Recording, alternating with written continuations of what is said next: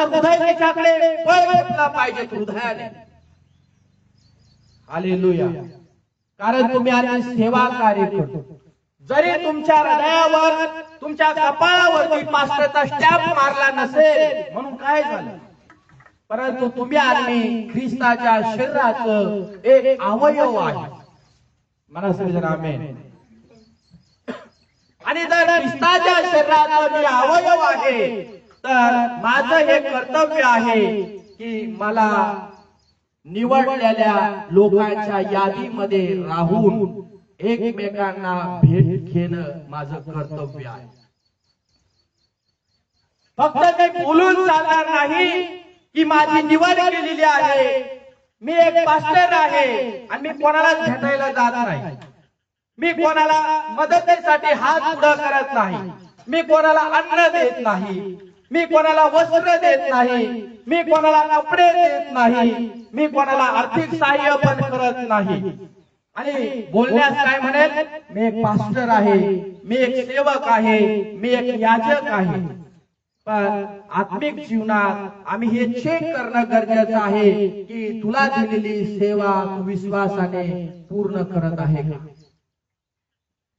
आज या जगामध्ये जीवन जगत असताना कितीतरी लोक सांगतात, पास्टर आम्ही या चर्चला जातो, ज्यावेळेस आम्ही आजारी पडलो त्यावेळेस आमचे पास्टर आम्हाला भेटायला पण नाही आले, आम्ही वाट पाहिली त्यांची. आता तरी देवाचा सेवक येईल, आता तरी देवाचा सेवक येईल, पण तो देवाचा सेवक भेटायलाच नाही आला. का नाही आला, कशामुळे नाही आला माहित नाही. कालांतराने ते लोक ज्या ठिकाणी प्रार्थनेला जायचे त्या ठिकाणी त्यांनी जाणं बंद करून टाकलं आणि ते दुसऱ्या चर्च मध्ये जाऊ लागले. बघा, या अशा कितीतरी घटना आम्हाला आज ऐकायला मिळत आहे. म्हणून आज आमच्या जीवनामध्ये आम्ही हे ठरवणं गरजेचं आहे की देवानं माझी निवड केलेली आहे. येशू मसीह की. आणि शंभरोनी देवाच्या जवळचा व्यक्ती असतो, देवाचं राज्य त्याला समजलेलं असतं, देवाच्या इच्छा त्या व्यक्तीला समजलेल्या असतात, देवाच्या योजना त्या व्यक्तीला समजलेल्या असतात. कारण का, देव त्याच्या संग बोलत असतो. म्हणून आज आम्ही ही गोष्ट लक्षात ठेवणं महत्वाचं आहे की जर देवाने माझी निवड केलेली आहे तर प्रत्येक व्यक्तीला सुखादुःखात भेटणं माझं कर्तव्य आहे. आमेन. आणि जर निवडलं नाही तर तो लांब लांबून फिरत राहणार. पण तो भेटायला कोणाला जाणार, पण तो काय म्हणेल, हा मी एक याजक आहे, मी एक याजक आहे, मी एक पास्टर आहे. नाव लौकिक करण्यासाठी, आपलं जीवन लोकांच्या समोर प्रसिद्ध करण्यासाठी किंवा मोठेपणा गाजवण्यासाठी, लोकांनी आपली वाहवा प्रशंसा कौतुक करण्यासाठी, यासाठी कदाचित हे लोक पास्टर झाले असतील. येशू प्रभू की. या 31 वचनामध्ये आम्हाला परत वाचायला मिळतं. हा वाचा. मग एक याजक सहज त्याच वाटेने खाली जात होता. सहज एक याजक पास्टर त्या रस्त्याने खाली जात होता ज्या ठिकाणी हा शंभरोनी पडलेला होता. तो त्याला पाहून दुसऱ्या बाजूने चालता झाला. काय झालं, दुसऱ्या बाजूने पाहून त्याला.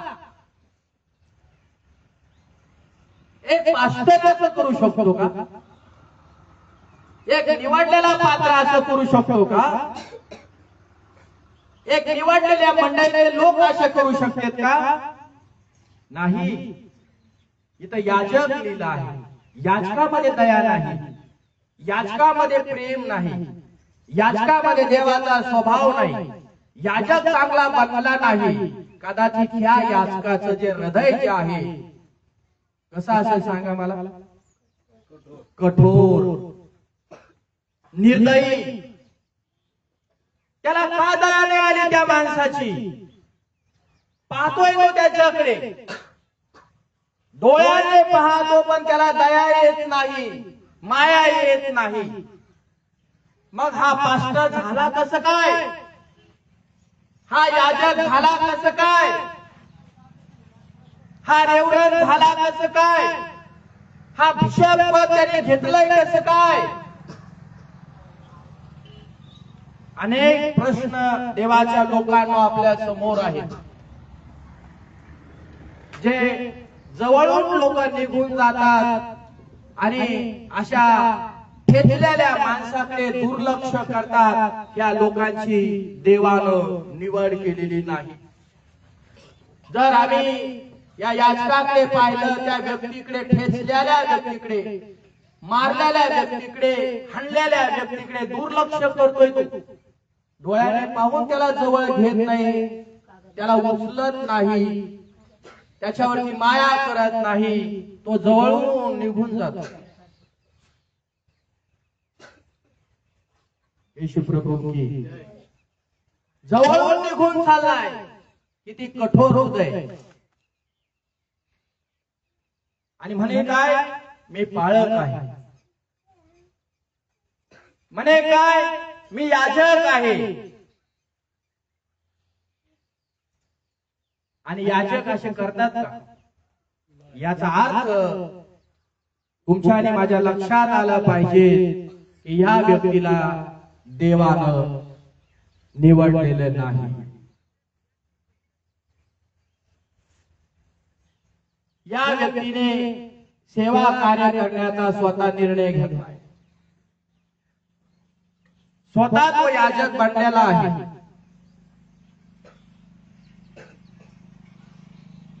कारण देवाची इच्छा त्याला पूर्ण करायची नाही, तर स्वतःच्या इच्छा त्याला पूर्ण करण्यासाठी तो याजक बनलेला आहे.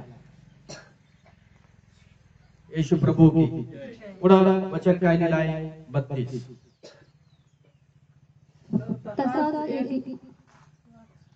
तसाच एक लेवीही त्या ठिकाणी आला आणि त्याला पाहून दुसऱ्या बाजूने चालता झाला. आणि त्याच्या बरोबर तसाच एक लेवी. लेवीचा अर्थ काय?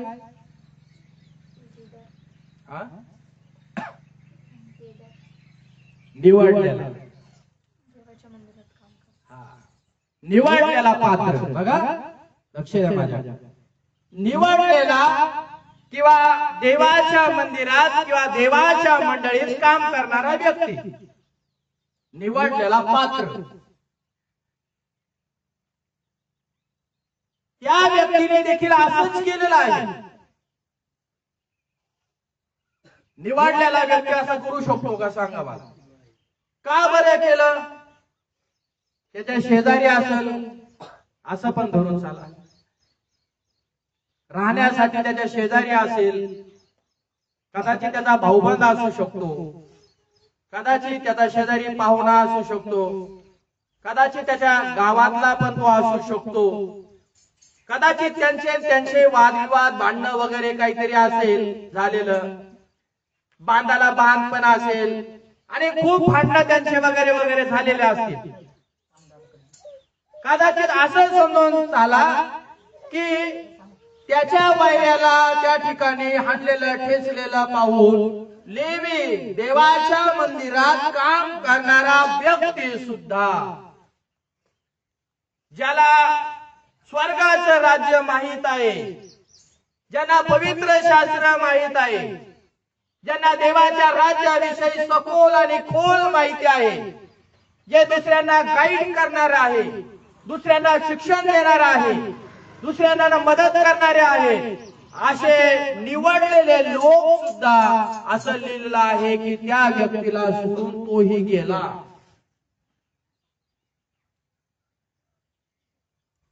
कसं वाटतं? एक मिनिट मनाकडे पहा आणि असा विचार करा. बघा, पास्टर निघून गेलाय, आणि लेवी काम करणारा व्यक्ती देवाच्या भवनामध्ये मंदिरात तोही व्यक्तीला सोडून निघून गेला. दोघांनी त्या व्यक्तीवरती दया केली नाही.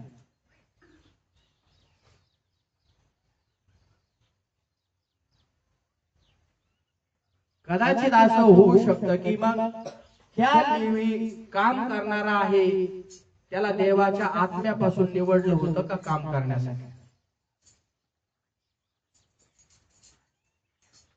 हालेलुया. कदाचित ज्या मंदिरामध्ये तो काम करत आहे त्या मंदिरामध्ये ज्या याजकाने त्याची निवड केलेली आहे, कदाचित तो गावामध्ये श्रीमंत वगैरे असू शकतो, पैशावाला असू शकतो, प्रसिद्धी असू शकते, शेतीवाडी त्याची असू शकते, किंवा त्याच्यामध्ये चांगलं टॅलेंट वगैरे असेल, चांगल्या गोष्टी त्याच्यामध्ये असतील, म्हणून त्यासाठी त्या काळच्या याजकाने त्याची निवड केली असेल काम करण्यासाठी. पण वास्तविक पाहता तुम्ही आणि मी, हा निवडलेला असून देखील काय फायदा?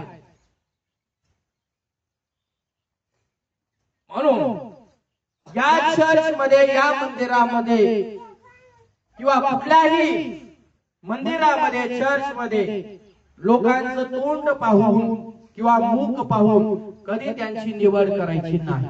म्हणाल का आमेन? म्हणाल का आमेन? त्याच्यामध्ये चांगलं टॅलेंट आहे म्हणून त्याला या ठिकाणी काम करण्यासाठी उभं करायचं नाही. चांगला वाजवतोय म्हणून त्याला या ठिकाणी वाजवायला बोलायचं नाही.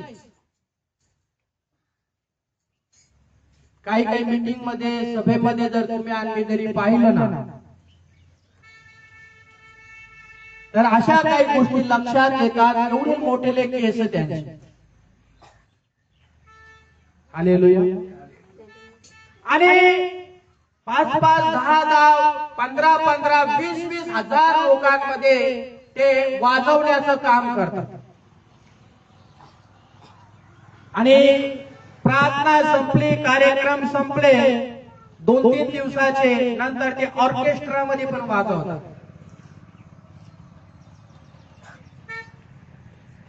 ते काय कोणावरती दया करणार आहे?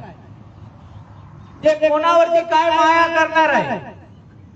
मग त्यांना उत्तम वाजवता येत असेल, ते कधी चुकणारे नसतील, बेस्ट वाजवणारे असतील, परंतु जर देवानं त्यांची जर निवडच केली नसेल आणि असं उदाहरण जर त्यांच्या समोर जर पडलं, ते पण जवळून निघून जाते. मंडळाचे लोक काय म्हणतील मग? अरे अरे, हा माणूस तिथं ड्रम सेट वाजवायला होता, कॅशे वाजवायला होता, ट्रिपल वाजवायला होता, वर्शिप करायला होता, अरे चांगली वर्शिप करणारा होता, चांगली आराधना करत होता, एवढ्या लोकांना तो नाचवत होता, उड्या मारवायला लावत होता, स्तुती करायला लावत होता, चांगला आवाज होता, चांगलं हे होतं, सगळं चांगलं होतं. पण त्याच्या समोर ज्यावेळेस अशी घटना घडली, तो मदत करायला तयार नाही. तो जवळून निघून जातोय.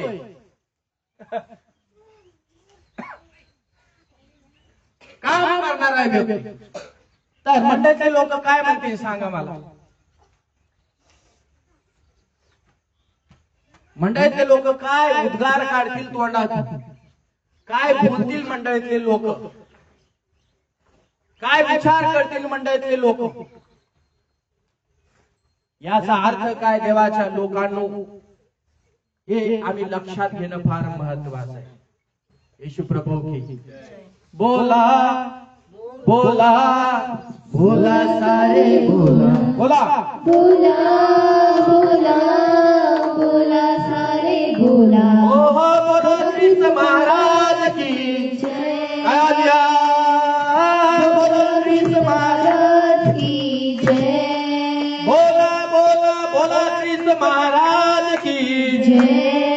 हो हो हो बोला ख्रिस्त महाराज की जय.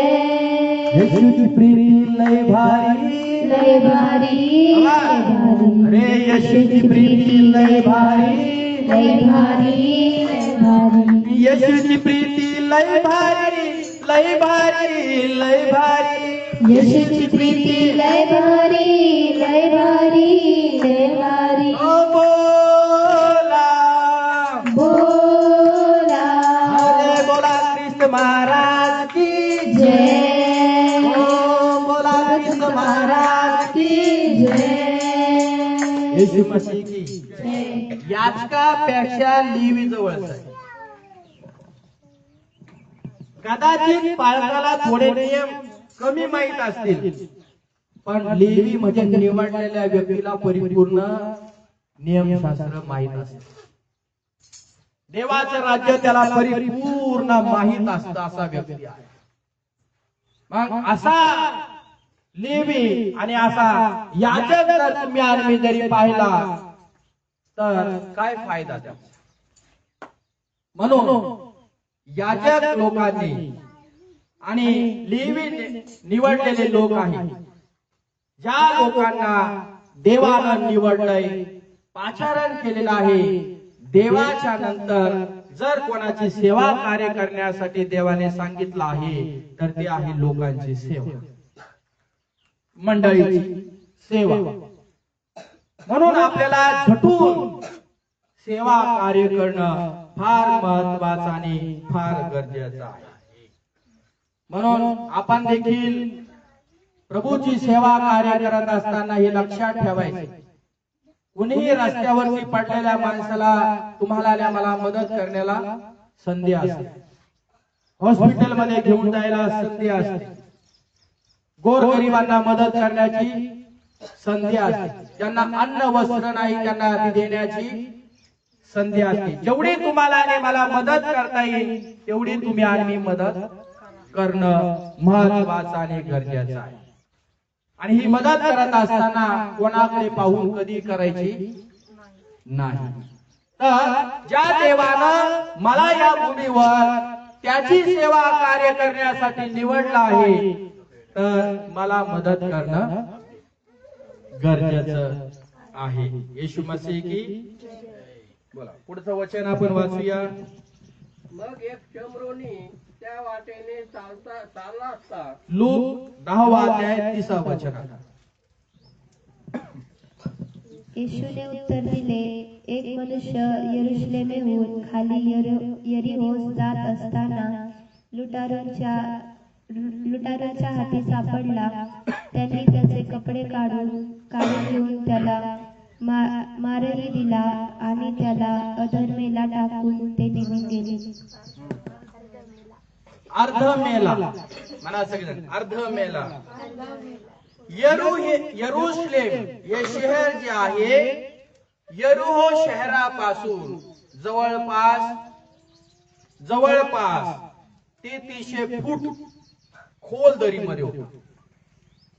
कसा तुम्ही आम्ही डोंगरावरती गेलो ना, डोंगर कसा असतो उंच बघा, आणि आपण त्याची दरी जर पाहिली तर किती खोल असते.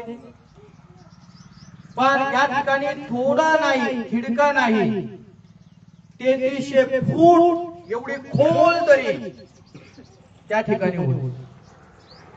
आणि येशूने या ठिकाणी एक दाखला सांगितलेला आहे. आता आपण मेन मुद्द्याकडे येत आहोत, लक्षात ठेवा.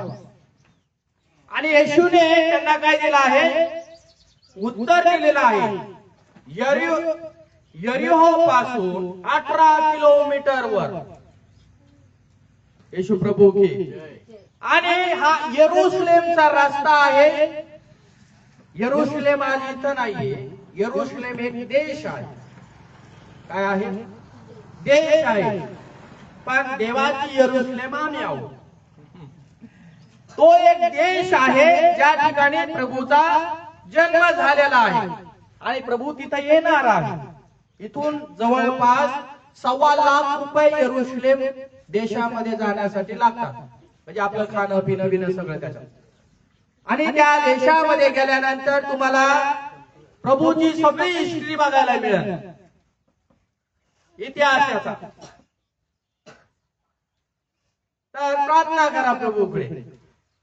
आपण तर बायबल मधून त्याचा सगळा इतिहास पाहत आहे, पण त्याचा जन्म झालेल्या गावामध्ये आणि त्याने केलेले चिन्ह चमत्कार आहे ना, ज्या ज्या गोष्टी त्या ठिकाणी घडलेल्या आहेत त्या यरुशलेम शहरामध्ये जाण्यासाठी आपण प्रार्थना करा. अशीच आपण रोज प्रार्थना करतोय, यरुशलेमला आशीर्वाद